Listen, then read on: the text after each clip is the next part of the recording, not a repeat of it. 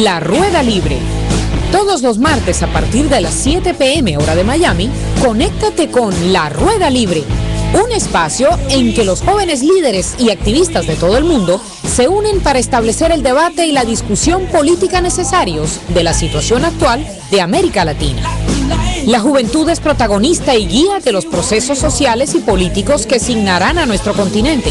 Y Radionext.com, la voz de la libertad, lo pone a tu alcance. Participa, tú tienes que estar ahí. Todos los martes a las 7 de la noche, La Rueda Libre, un espacio libre para la discusión y el debate, con Loren Saleh y Gabriel Valles, por Radionext.com, la voz de la libertad. Buenas noches, amigos de Radio Next. Aquí nos encontramos iniciando el programa de La Rueda Libre. Hola, Loren. Loren se encuentra en Caracas con varios de nuestros compañeros para dar inicio entonces a nuestro programa de hoy. Aló, Andrea, ¿cómo estás? Saludos desde Caracas, Venezuela. Aquí, bueno, tratando de saltar todos los obstáculos que el gobierno trata de poner. Como supimos hace unos días, tumbaron la página de Radio Next. El gobierno, después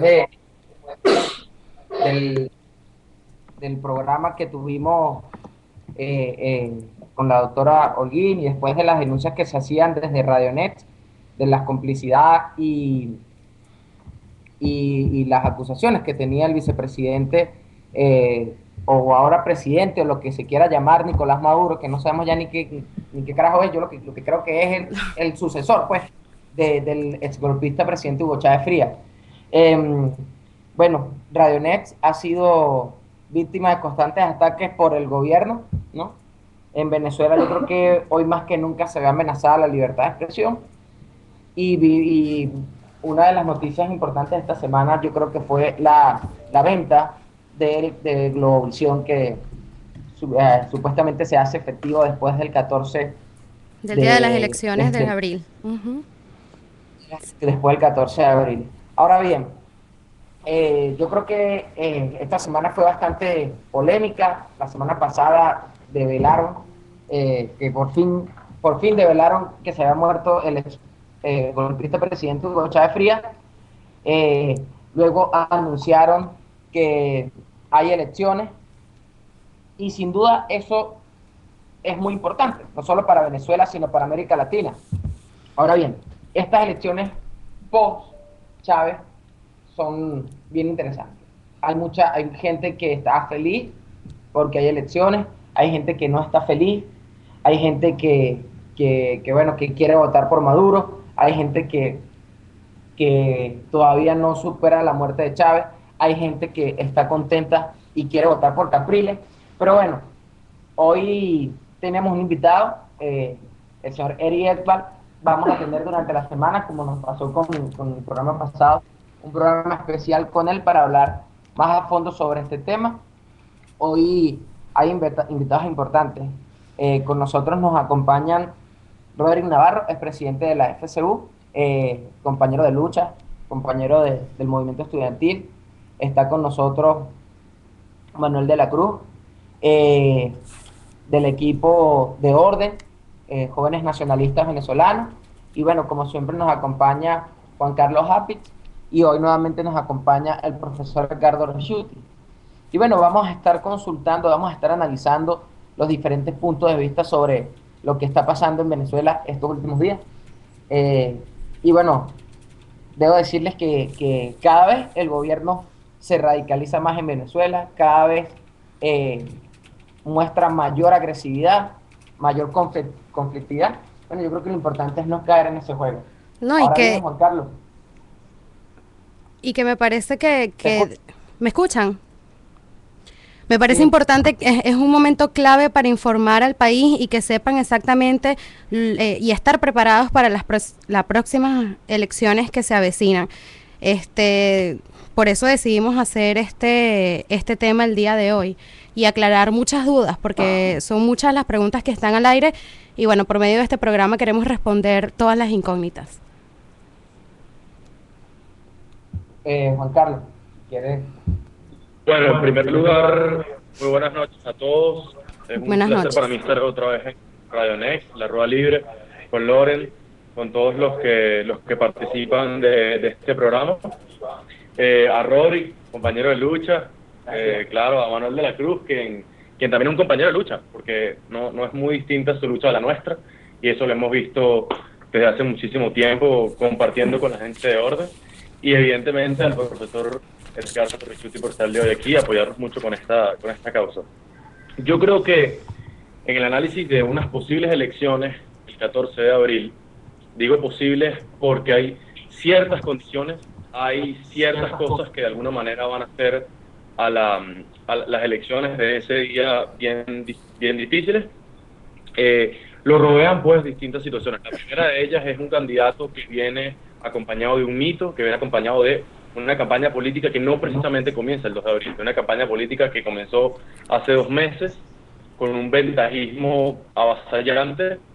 Y por el otro lado tenemos a Enrique Capriles Radowski, quien además fue candidato también de la Mesa de la Unidad para el 7 de octubre y pues en esta segunda oportunidad busca entonces la victoria. Hay ciertas cosas que yo creo que son importantísimas hablar.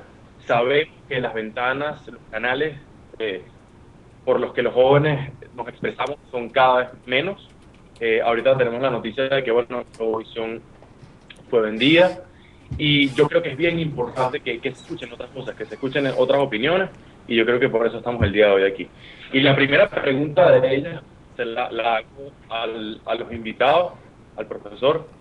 ¿Cuál es la diferencia? Vamos a comenzar primero a hablar del sistema electoral, de hablar de las elecciones, de hablar de todo lo que comprende lo que va a pasar el 14 de abril. ¿Cuál es la diferencia entre la propuesta política que ahora encabeza Nicolás Maduro y cuál es la propuesta política que hoy busca repetir el ex candidato Enrique Capriles, Manuel? Fíjate, estamos empezando de por sí con el sistema electoral. Yo, desde un punto de vista nacionalista, considero que más que elecciones estamos hablando de un referéndum. Y en el referéndum cada uno de los venezolanos van a tener la oportunidad de escoger entre continuar con el sistema corrupto al cual nos han sometido, para algunos desde hace 14 años, para mí desde hace 54 años, o buscar otra posibilidad. Pero la cuestión técnica en este referéndum es que la única forma de decir que usted está en contra es no aceptando las condiciones que hay. Que nosotros vayamos a las elecciones, así usted vaya a votar por Capriles, ya está aceptando lo que existe, y está aceptando lo que hay sobre la mesa. ¿Cuál es la diferencia entre los dos candidatos? Esta pregunta tiene muchas aristas. Yo pudiese ir hacia la parte de las ideas, hacia la parte de las propuestas, y me puedo ir específicamente hacia la historia. Tenemos las campañas que hicieron el difunto exgolpista Hugo Chávez y Enrique Capriles. Ambos nos hablaban de una alternativa claramente socialista. Los dos estaban peleando por quién daba una alternativa mucho más populista entre el país. Uno proponía misiones, otro les quería dar rango casi que constitucional, y nos damos cuenta que en verdad, si hablamos de alternativa política, es hora de que giremos el timón por completo. Necesitamos ideas nuevas, ideas frescas, y no un discurso que se ha venido repitiendo desde prácticamente 5 décadas atrás, que es el que nos ha conducido a este gran desastre llamado socialismo del siglo XXI, y que, desde mi punto de vista, ninguno de los dos candidatos presentes puede hacer cambiar. Necesitamos algo por entero distinto a lo que plantean estos dos candidatos. No podemos limitarnos a escoger entre un modelo de socialismo democrático o una democracia socialista. Necesitamos buscar más ideas, necesitamos buscar otros espacios, pero nos enfrentamos ante el camino único que nos quieren ofrecer estos personajes. Como yo te digo, estoy un poco, digamos, alejado de ellos, que es la Mesa de la Unidad Democrática, que simplemente es un copia y pega del discurso oficial. Ahora, cuando Capriles salió al país a presentar de nuevo su candidatura, comenzó con un discurso pues bastante, por decirlo así, de protesta. Es decir, estaba protestando que hay ciertas condiciones, que hay una realidad que va a llevar a esa opción definitivamente a un terreno que no le un terreno que no es igual. Es decir, las opciones políticas que se presentan el 14 de abril para las elecciones no están en las mismas condiciones y además lo reconoce Enrique Capriles Ramos. ¿Qué significa entonces que, reconociendo eso, reconociendo que no hay condiciones para que haya elecciones, él decide poner su nombre en las elecciones? ¿Qué significa entonces que él acepta las condiciones, o sea, acepta que no hay condiciones, pero además pone su nombre? Hay dos posibilidades.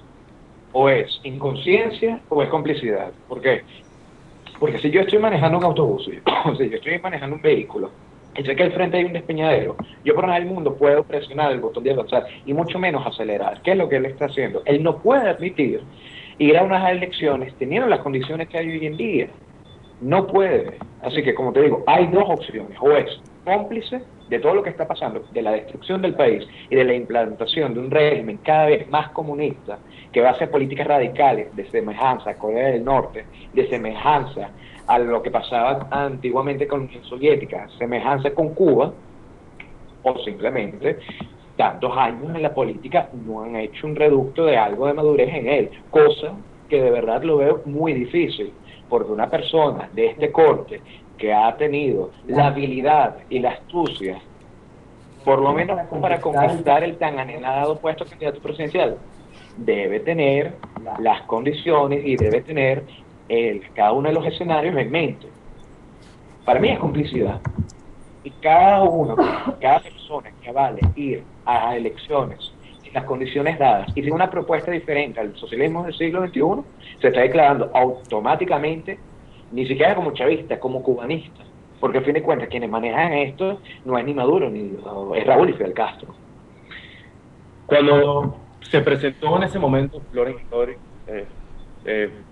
la propuesta para la juventud, para los dirigentes juveniles, se vivió una especie de igualdad en el sentido de que las propuestas hacia la juventud no eran muy distintas. Es decir, se proponía cosas como el primer empleo, se proponía seguridad, se proponían muchas cosas, ¿no? Ahora bien, el resultado de eso no fue el mejor. El resultado de eso es que la juventud sigue siendo eminentemente chavista, y esto hay que reconocerlo con toda la responsabilidad. Vimos que la movilización el 7 de octubre iba hacia ese terreno, iba hacia la movilización de los jóvenes iba hacia el terreno chavista. Ellos fueron los que realmente defendieron el voto el 7 de octubre. Tú que lo viviste de cerca, Rodri, tú que viste muy de cerca eso, junto conmigo, junto con otros compañeros, ¿qué crees tú que es un mensaje importante para la juventud ahorita? Juventud que además de repente en este momento se pueda sentir confundida, que se pueda sentir indiferente ante la situación, que creen que el 14 de abril de repente no va a cambiar absolutamente nada. ¿Cuál crees tú que es tu análisis? ¿Cuál es tu mensaje con respecto a eso? Bueno, primero agradecer la invitación de todos, ¿no? Un saludo muy bonito a Andrea, hace mucho tiempo que no la veo, la última vez que nos vimos fue aquí en Venezuela. Y respecto a lo que me has dicho, el tema de la juventud, con respecto a las dos campañas electorales que hay ahorita en la calle, que es la de Capriles y la de Maduro, yo creo que más allá de cuál es el rol que tienen cada uno en la campaña, es más importante decir qué rol tiene la juventud venezolana en torno al futuro de la patria, en torno a lo que nosotros queremos hacer en función de lo que nosotros vamos a vivir pues en el futuro, porque somos nosotros muchos los que vamos a seguir haciendo política en Venezuela, pero sobre todo los que no nos queremos ir de Venezuela. Entonces, aquí lo importante es que todos los jóvenes tienen que ponerse a pensar y alinearse con su corazón en lo que sienten y salir a la calle a luchar por lo que quieren y por lo que desean. Yo soy de los que piensa que esta elección no debe darse. Es muy diferente a pensar que no se irá a votar. Yo creo mucho en el voto, creo en la institución de lo que significa ir a votar. Pero la Venezuela que tenemos hoy aquí, desde el 10 de enero, yo fui muy explícito en las redes sociales, yo no reconozco al gobierno de facto del señor Nicolás Maduro, creo que todo lo que se está haciendo es inconstitucional, es ilegal, y que lo que tiene que hacerse ahorita es restituirse el hilo constitucional, y eso no está en nuestras manos, está en manos de actores que muy bien lo saben, que tienen que hacerlo, pero bueno, hoy lo que tenemos en Venezuela es una cuestión absolutamente ilegal, a la que definitivamente yo no creo que haya sido lo más correcto que la MUD haya dicho que acepta las elecciones. Sin embargo, Enrique Capriles ha aceptado el ofrecimiento que hizo la MUD en torno a eso. Creo que yo celebro que Capriles esté diciendo lo que ya hemos venido diciendo todo este tiempo, que el gobierno es mentiroso, que el gobierno haya dicho mentiras, que haya escondido la verdad sobre la muerte del presidente. Dijo hace poco que el tema de la soberanía es un problema. Entonces, yo de todo lo que rescato es simplemente esas palabras, que rescató de la lucha estudiantil, de la lucha juvenil, de todo lo que nosotros hemos criticado en todas estas últimas semanas. Yo creo que entonces lo que se viene aquí es una crisis política institucional muy fuerte para Venezuela. No creo que esto lo resuelva la elección. Creo que la política no se va a acabar el 14 de abril y creo que viene mucho más allá. Y nosotros los jóvenes venezolanos tenemos que estar muy al tanto. Nosotros, por ejemplo, hemos estado mucho pensando y reflexionando, porque para eso nosotros sí utilizamos el silencio, para pensar y para reflexionar, pero no jamás para ser cómplices de las cosas que se hacen mal. Hemos pensado mucho en el sistema político como tal, que nosotros hemos dicho que es decadente, y decadente porque tiene una concepción del hombre muy baja, muy banal, donde ven al hombre como una masa y no lo ven como persona. Y ese sistema político encierra todos sus actores. Y mientras todos los actores políticos sigan considerando al hombre de esa manera, como una masa, y no como personas que tienen dignidad y que deben ser libres, pues entonces allí la relación del Estado y el hombre no va a cambiar. Y con lo que te quiero decir es que no va a cambiar el sistema político. Entonces, a partir de allí es que yo creo que la juventud tiene que definir su rol en el futuro para entonces cambiar el sistema político en el futuro. Fíjate que Disculpa, cuando Enrique Capriles está muchachos, en país, disculpa que los interrumpa, tenemos una llamada al aire. Vamos a escuchar nuestra llamada y ya continuamos. Hola, buenas noches. Sí, buenas noches. Hola, buenas noches. Sí, buenas noches, estás Sí, al buenas aire. noches. Mire, mi nombre es Luis Abache, estoy llamando aquí del Estado Bolívar, por Toldada específicamente, y quisiera preguntar qué posibilidad hay de que vuelva el botón de desbloqueo a la máquina de votación, ya que con la cartahuella yo creo que se pierde mucho tiempo y como que juegan al cansancio de la ciudadanía. ¿Qué posibilidad hay que vuelva el botón de desbloqueo? Ok, muchas gracias por su pregunta, señor. Ya se la responderemos desde el estudio. Negociar, es decir, ¿por qué ese escenario tan forzado? Un escenario además que quiso Nicolás Maduro darse. Si quieres, Loren, tú también puedes, en ese sentido. Bueno, yo creo que hay muchas opiniones de las personas sobre el tema electoral y sobre las opiniones que han venido emitiendo sobre las elecciones, sobre la decisión que tomaron de aceptar ir a elecciones en estas condiciones. Primero, yo hubiese preferido que realmente yo quisiera, ¿puedes poner ahí un pelo mute? Sí. Primero, me hubiese gustado de verdad que se hubiese consultado a la juventud por primera vez sobre las decisiones que se toman en el país. Y eso quiero ser tajante, porque mucha gente que dice, bueno, pero ustedes no están de acuerdo, ¿qué sucede? Bueno, primero, los jóvenes, tenemos ya 14 años de elección en elección. Los venezolanos tenemos 14 años de elecciones en elecciones. Y nosotros sentimos, yo creo que se nos está yendo la juventud de elección en elección. Mucha gente dice, ¿dónde están los estudiantes? ¿Dónde están los jóvenes? Los queremos ver. Nosotros salimos, protestamos, nos enfrentamos al gobierno, hacemos retroceder al gobierno muchas veces por medio de la protesta.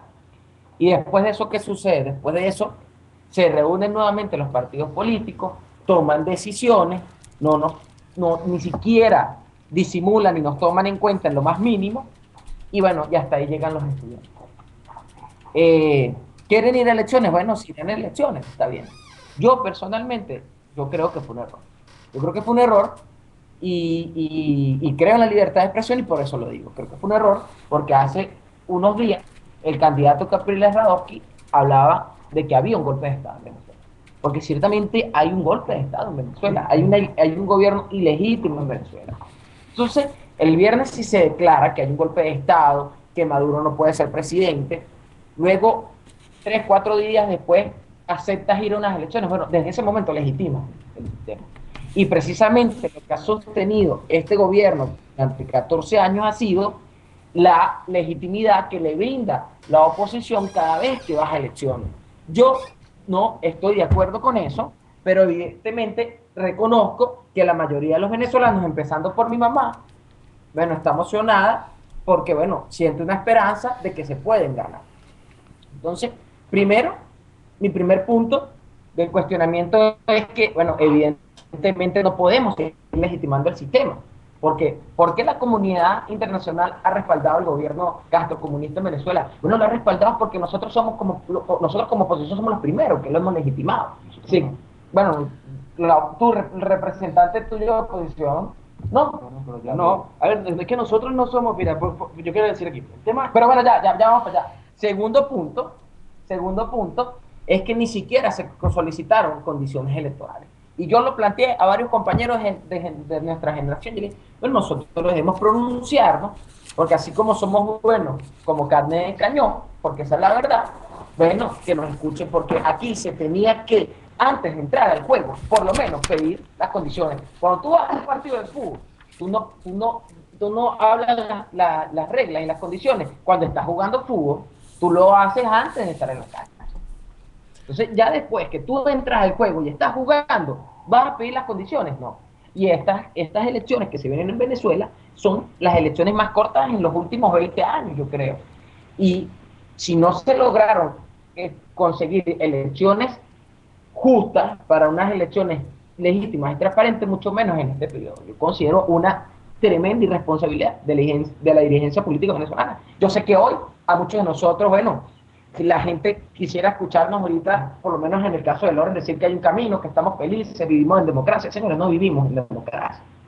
No vivimos en democracia. Y yo creo en la libertad de expresión y no creo en el chantaje electoral. Yo creo que es injusto para muchos de nosotros que cuando este gobierno llegó teníamos 8, 9, 10 años, que hoy nos quieran obligar a legitimar un sistema el cual hemos combatido durante todo este tiempo.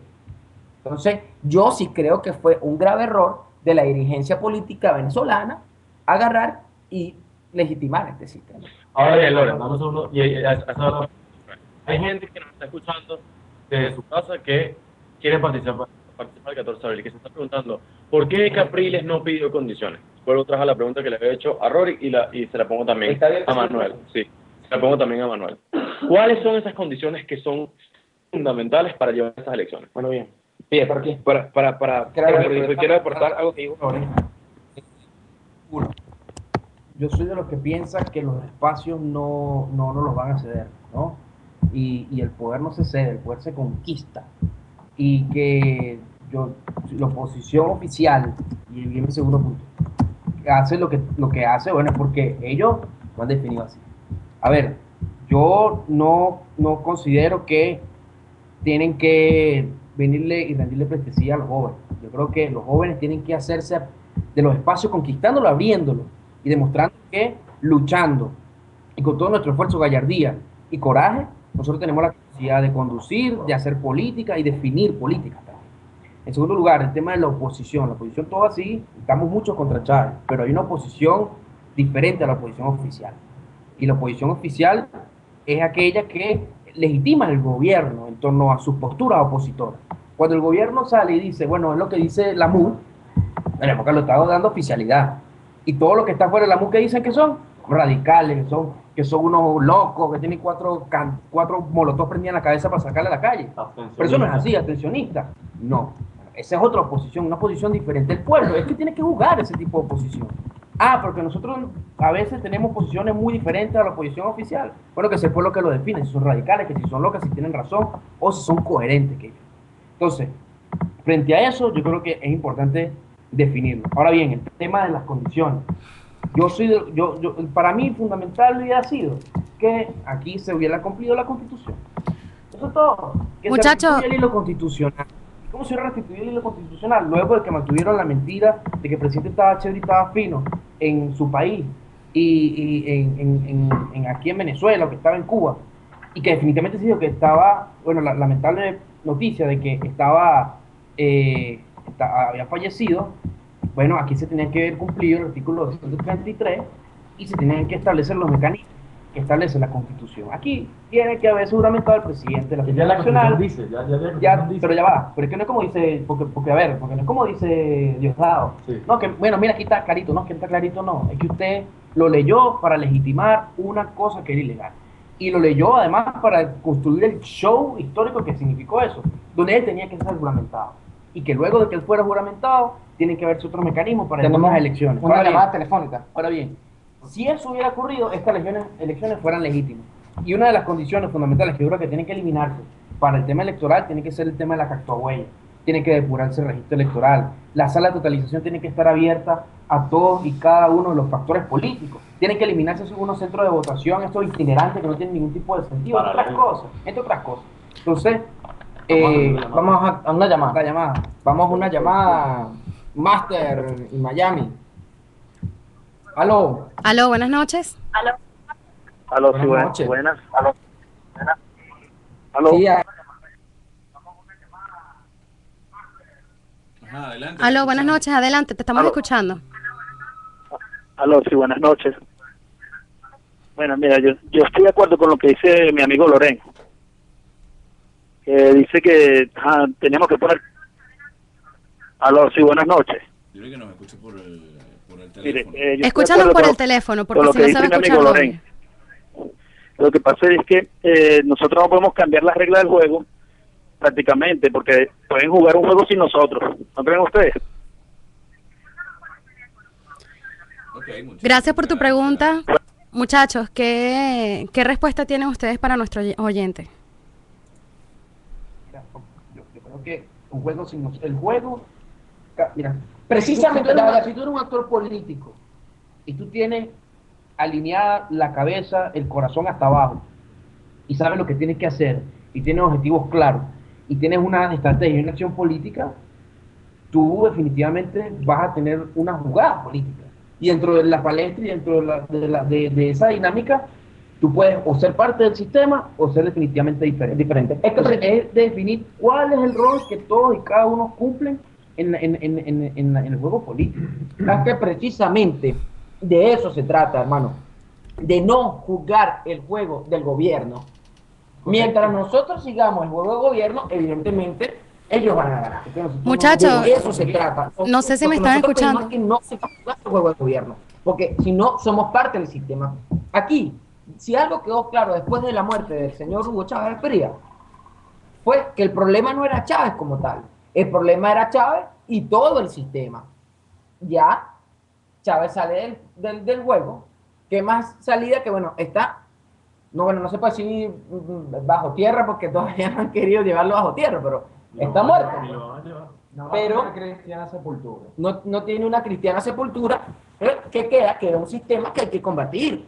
¿Y cómo lo combatimos ese sistema? Bueno, precisamente no jugando ese sistema. A eso es lo que nosotros nos referimos, porque evidentemente tiene que haber un cambio. Andrea, ¿tenías algo que comentarnos?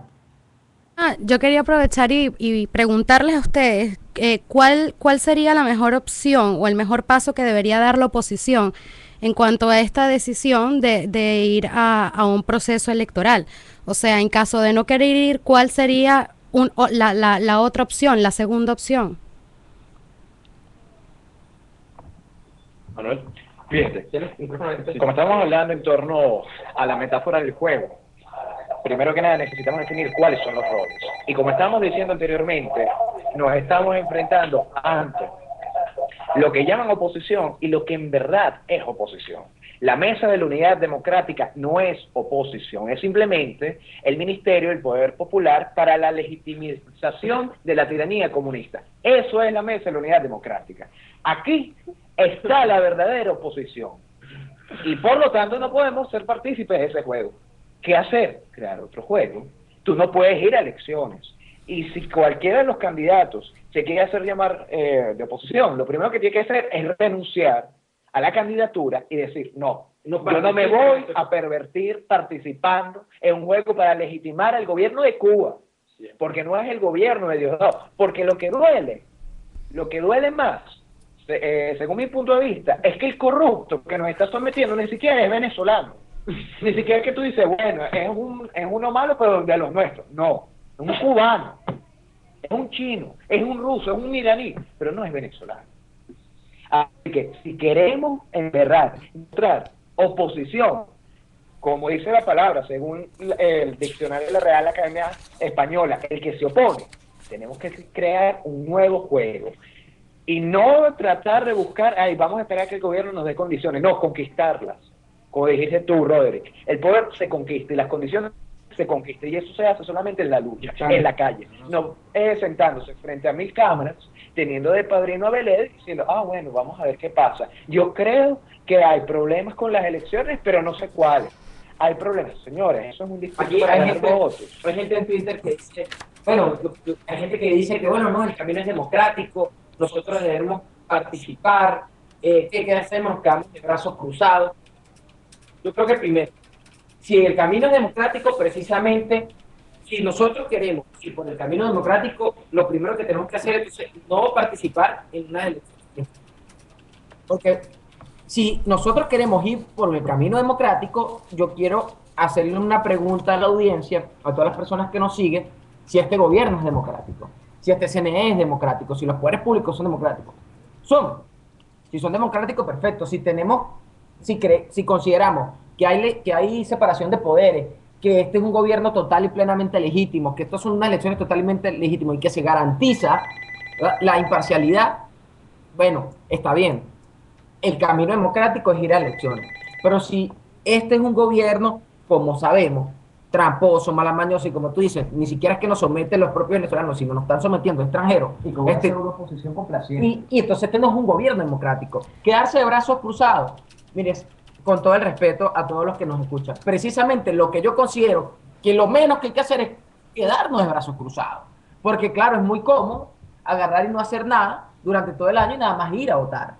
No, nosotros estamos llamando a lo que sabemos hacer y lo que hemos hecho. Y a mí me duele que a mí la gente, por yo opinar, me digan, bueno, no, tú no haces nada, no te vas a acusar, no. Yo les pido que me digan cuándo nosotros, y véannos las caras, cuando nosotros hemos descansado, hemos bajado los brazos, hemos dejado de luchar. Nosotros hemos combatido este sistema, nosotros ni siquiera nunca votamos por Chávez, porque cuando Chávez llegó al poder, nosotros éramos unos chamitos. Y sin embargo nos ha tocado que cargar cruces ajenas de gobiernos anteriores, porque nos ha tocado que cargarnos las cruces ajenas de los gobiernos anteriores y combatir este sistema. Y lo hemos hecho en la calle, lo hemos hecho en las universidades, lo hemos hecho en todo y cada uno de los espacios. Hemos estado presos, nos han torturado, se han metido con nuestra familia. Bueno, cada vez que vamos a sacar el programa tenemos que estar corriendo de un lado al otro porque nos están saboteando, nos están buscando. Entonces, que nosotros nunca hemos dejado de luchar. Y lo que nos duele es que nosotros, bueno, somos buenos para la protesta, pero después de la protesta vienen los partidos políticos encerrados, porque déjenme decirlo, que la Mesa de la Unidad ni siquiera tiene una oficina propia donde tú puedas ir a tocarle la carta, y tocar la puerta y entregar una carta. Eso no existe. Entonces, yo soy anticomunista, yo soy anticastrocomunista, y lo he sido siempre.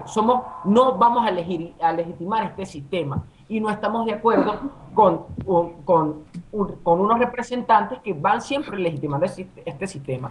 Loren, pero sin embargo, la Constitución pasada, nosotros, porque después dicen, bueno, ustedes no, miran, nosotros en las elecciones pasadas fuimos a las cárceles venezolanas, cosa que no quiso hacer más nadie. Nosotros fuimos los que fuimos a las cárceles venezolanas, ¿sí o no, María Beatriz? A las cárceles venezolanas a llevar el mensaje de hay un camino. Fuimos a los refugios, o sea, nos entregamos a la campaña. Entonces, nosotros nunca hemos dejado de luchar. Y lo que pedimos es que no dejemos de luchar y que ustedes nos acompañen a la protesta activa contra el castrocomunismo en Venezuela. Bueno, ¿tú votaste por Capriles el 7 de octubre? Yo creo que aquí. Claro que voté el 7 de octubre. Ok. Al igual que Loren, al igual que seguramente Rodri, al igual que yo, creemos y además hemos sido fieles.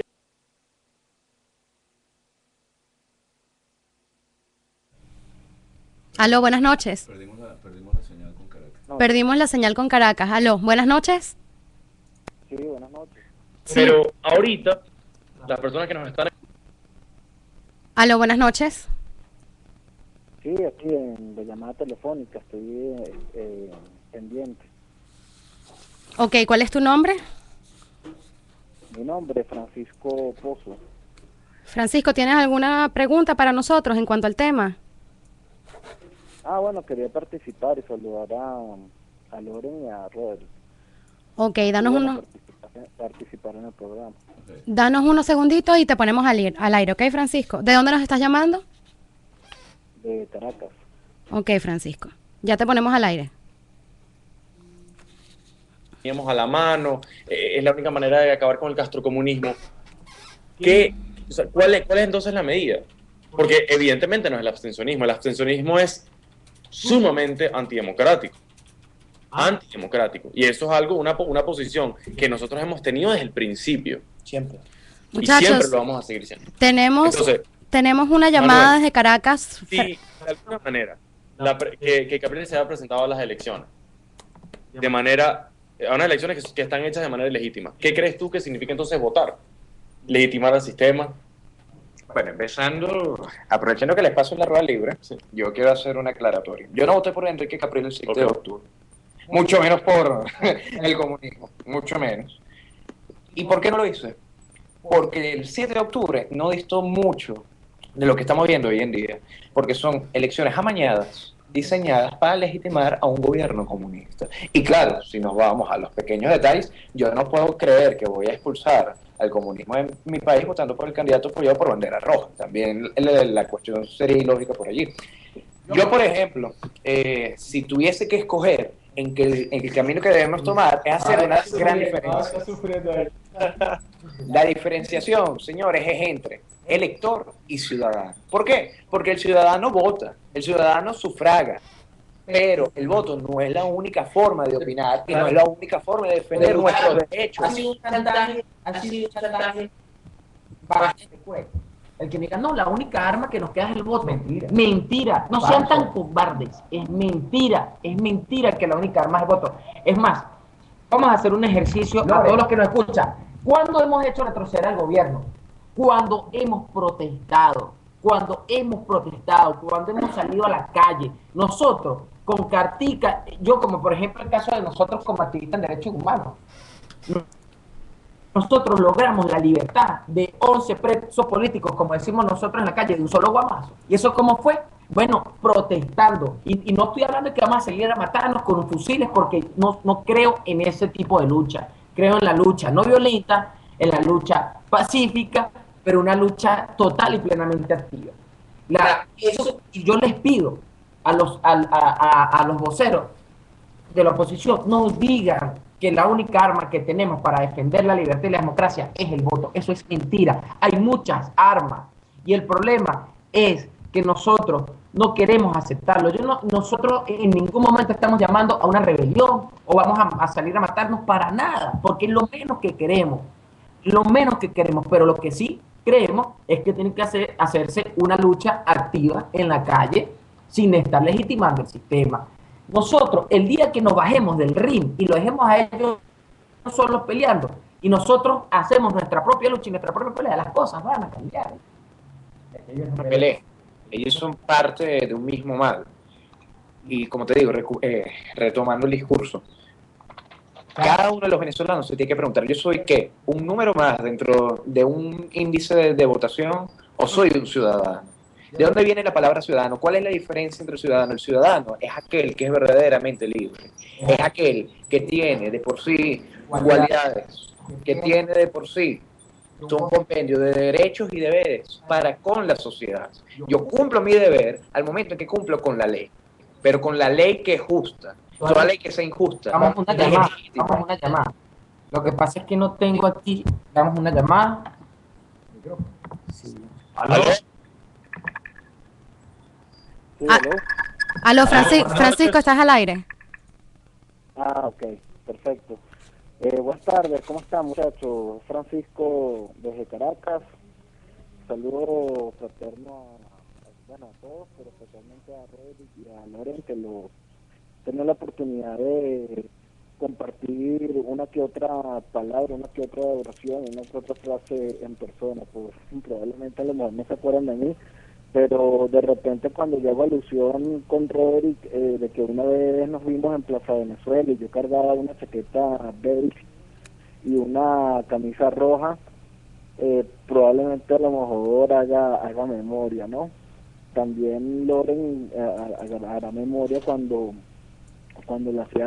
les hacía compañía allá en las Mercedes, cuando habían las concentraciones. Bueno, muchachos, los llamo para felicitarlos por excelente iniciativa y si tienen muchas razones en reclamar y organizarse con respecto a las situaciones. Yo me recuerdo una vez cuando, bueno, ahí que los tengo al frente y los estoy viendo por Ustream, cuando habían detenido a Loren Saleh, que lo habían detenido ilegalmente junto con otros estudiantes, y Roderick y un grupo de estudiantes del movimiento estudiantil de una manera legítima, pues habían de alguna manera hecho presión y presencia en Plaza Venezuela. En ese momento la situación estaba de alguna manera provocada, o las circunstancias estaban más que todo fabricadas por el gobierno para generar una crisis. Ese mismo día, si ustedes bien recuerdan, todo lo que era la Francisco Solano, lo que era los alrededores de Sabana Grande, Plaza Venezuela, estaba militarmente tomada, y lo que se quería generar era una crisis en la cual el gobierno sacaba partido, porque ya a ese entonces se sabía la realidad de lo que le sucedía al presidente. Y nada peor que desmoralizar, y nada peor que desmantelar o purgar el último intersticio de defensa legítimo y moral que queda, que son los estudiantes. Ya una vez lo hicieron, ya una vez purgaron lo que fue en su momento la Fuerza Armada, pero aún queda una reserva moral. Sin embargo, el movimiento estudiantil hay que fortalecerlo, y yo les recomiendo que fortalezcan las redes sociales, fortalezcan los mecanismos de comunicación y de propagación, y que se cuenten cuando hay una protesta y hay una comunicación, cuando hay un llamamiento. Francisco, disculpa, nos queda, vamos a concluir un poco porque nos quedan 5 minutos del programa. Voy a ser breve. Cuando hay una fuerza pública de 100 personas, pues debería haber una presencia de 1000 estudiantes o de 1000 ciudadanos. Cuando hay una fuerza pública de 1000 personas, pues debería haber un movimiento estudiantil de 10.000 personas, 10.000 ciudadanos. Entonces, básicamente eso es importante. Otra vez ratifico mi felicitación, mi abrazo fraterno, y bueno, espero poder coincidir próximamente en los eventos que se presenten para hablar más profundamente y en detalle con ellos. Ok, gracias Francisco por tu llamada. Muchachos, nos quedan 5 minutos del programa, vamos a concluir un poco el tema y despedirnos para un próximo martes. Bueno, profe, no sé cuál sería su mensaje final. Ya me quedan 7 minutos. Bueno, yo voy a ser muy breve, voy a tratar de ser muy breve, ¿no? Buenas noches, ante todo. Buenas noches. A todos los radioescuchas. Realmente tengo poco que agregar porque las intervenciones han sido brillantes, bajo todo punto de vista. Sí quiero hacer énfasis en algo muy particular, que es la libertad. Aquí se ha hablado mucho de elecciones, pero para mí no existen elecciones sin libertad. Pueden existir votaciones, porque el simple hecho de elegir comporta que tú tengas opciones. Y realmente entiendo que la opción Capriles es diferente a la de Chávez, en el sentido de que puede ser menos radical y por ende puede dejar muchos más espacios abiertos ante la sociedad, pero es igualmente socialista y por ende opciones en Venezuela hay pocas para elegir. En Venezuela no existe una opción liberal, y sobre todo no existe una opción tampoco conservadora de derecha. Dicho esto, tengo que recalcar el hecho de que no existe libertad en Venezuela, incluso porque cuando toda la población deja de ser ciudadana y depende de un Estado que lo controla absolutamente todo, entonces naturalmente la población, dentro de la población, empieza a hacer mella el temor. Y uno no puede ir a elecciones, no puede ir a sufragar con temor.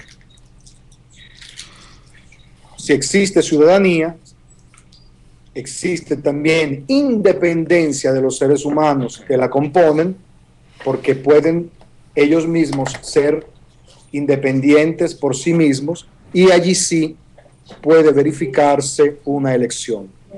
Hablando de Capriles brevemente, a mí me llama la atención que, por ejemplo, en la campaña antes del 7 de octubre, viéndose el presidente de la República imposibilitado para hacer la campaña por su enfermedad, era el señor Capriles el que hacía la campaña, porque hablaba en cada mitin de los beneficios que tenía el programa social del gobierno, las misiones y todo lo que, digamos, el gobierno había logrado en desarrollo social.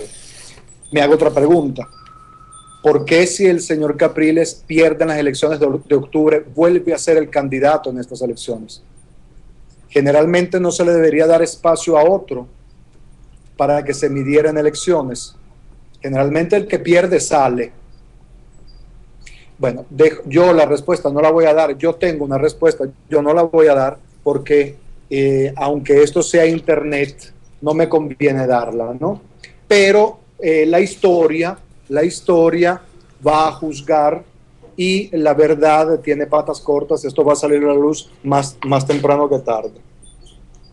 Por último, quiero felicitar y quiero dar, digamos, una felicitación muy amplia a esta juventud, porque sí existe esperanza para Venezuela, por el simple hecho de que existe una inteligencia superior en estos jóvenes y, sobre todo, conciencia. Es decir, hace 7 años, 8 años, 9 años no existía conciencia de lo que estaba sucediendo. Hoy existe, y existe sobre todo por la madurez de la juventud que ha tenido que vivir, como dijo antes Loren, cosas de las cuales no es responsable. Ok, gracias por su participación, muchachos. El problema con las elecciones no es el candidato, sino el sistema al cual nos quieren someter. Que haya muerto Hugo Chávez o cualquiera de los demás actores políticos no cambia en nada la situación. A fin de cuentas, Hugo Chávez siempre fue un vocero del gobierno por parte de los Castro. Y Maduro es el nuevo vocero a escogerse. La única solución viable que tiene Venezuela es nuevamente retomar ese sentido de amor a la patria y expulsar a todo invasor que pretenda imponernos una ley ajena. Es el camino que debería seguir Venezuela. Muchas gracias. Yo creo que mis compañeros han sido bastante claros con respecto al mensaje, han sido bastante críticos con respecto a lo que significan las elecciones en Venezuela. Sin embargo, yo quisiera aterrizar un poquito más eso y decirles a ustedes, estamos ante esta situación, es inminente, tenemos unas elecciones el 14 de abril. El voto, quedó claro, no es la única arma de lucha, hay muchísimas otras a las que ustedes, las personas que nos están escuchando, pueden apelar. ¿Cuál es mi propuesta? Vamos a conectarnos con una visión crítica ante el voto. Vamos a conectarnos con un voto legítimo, con un voto que verdaderamente represente lo que nuestra Constitución, lo que Venezuela soberana, no Venezuela, como algunos la quieren pintar, socialista, es. Pero es además, en esencia, lo que verdaderamente Venezuela representa, sus valores, sus personas, sus jóvenes, todas las personas que integran Venezuela. Entonces, vamos a conectarnos con el voto crítico, vamos a conectarnos con las situaciones de manera crítica, el fundamentalismo, básicamente religioso pareciera, y además el fanatismo que ha llevado a todo el mundo a decir, ay, 14 de abril hay elecciones, no creo que le está haciendo nada bien a nadie, y ahorita es el momento de que la juventud, que nosotros seamos propositivos, ese siempre ha sido el mensaje, y además, todo se sabe, absolutamente todo lo que ocurre en Venezuela se sabe. Estamos en una era en la que la verdad siempre sale a la luz. Muchachos, tenemos que despedir el programa ya en este momento. Bueno, tengan la seguridad de que las ideas de la libertad van a salir en su momento más oportuno. Y cuando eso sea así, pues entonces va a comenzar a cambiar de manera muy radical y muy fuerte la situación política que estamos viviendo en Venezuela. La política no se va a acabar el 14 de abril, ni se acaba en este año 2013. Lo importante de este año es que comienza la gesta de una